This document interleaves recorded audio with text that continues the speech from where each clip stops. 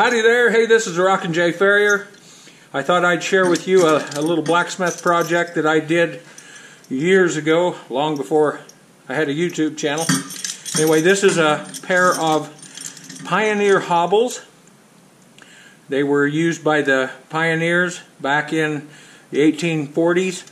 They had problems with their animals getting stolen, and so they had a blacksmith that started making some of these.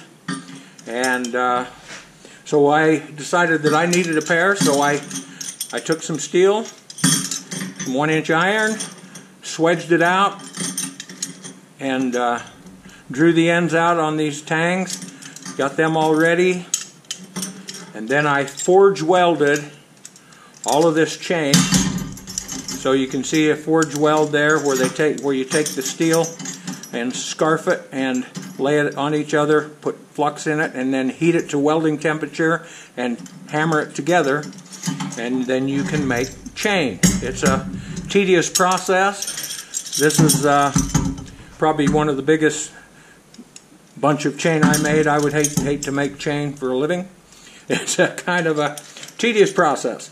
Anyway, these hobbles were made so that they were unable to get them off. They're a puzzle hobble. You just can't get these cuffs undone with the horse on it and everything. You just can't get them undone without knowing the trick. So this chain, this link here slides into the other link, and then this link goes through that one, and then it comes out. It's on the other side. Let me show you that again. So to do it up, it goes in, that link goes through, and then it comes out on that side. Okay? So, in the middle of the night, if you were out there trying to steal a horse, risking that you might get shot if you got caught, and you're trying to figure this all out, you'd have to be pretty fast. So, that comes out, comes on the other side, and then this comes through like that. Once that one is off, then this one can be taken off, and there you have it. Two exact cuffs that, when put together, make a set of hobbles. So you would take this one, put it around your horse, run that together. Then you would run this one through there, and now the puzzle part. This would go through the ring, that would slip, this would slip through that ring, and when it comes back it is on the other side, and there it is locked.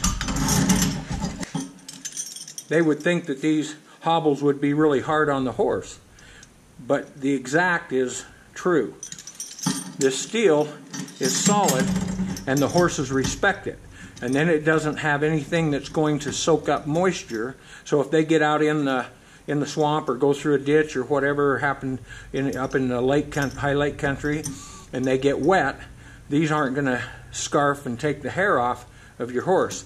Whereas the nylon, the leather ones, the rope ones, all of those get wet, and then the hair gets wet, and then they start to just tear the hide off of your horse if they're on very long. But these don't do that. I knew a guy years ago who had a pile of these, and I said, "Gee, how come you use all of those?" And he told me. He said they are the best hobbles there are. They don't hurt the horses. They don't break. You don't end up with one getting loose because you have a broken hobble. These things last, and then he also used them as a balance or a weight to balance his packs when he was packing. He'd use a scale and weighs packs, and then he would put the hobbles on the side that needed a little more weight. So there you have it. Those are Pioneer hobbles that the pioneers would have used in the 1840s. And these are the ones I made here 15 years ago, and be a fun project. It took me probably about 8 hours to build all of these. By the time you forge weld the chain and make the cuffs and everything, it's quite a project. But anyway, thought you might be interested in that. This is Rockin' J. Farrier.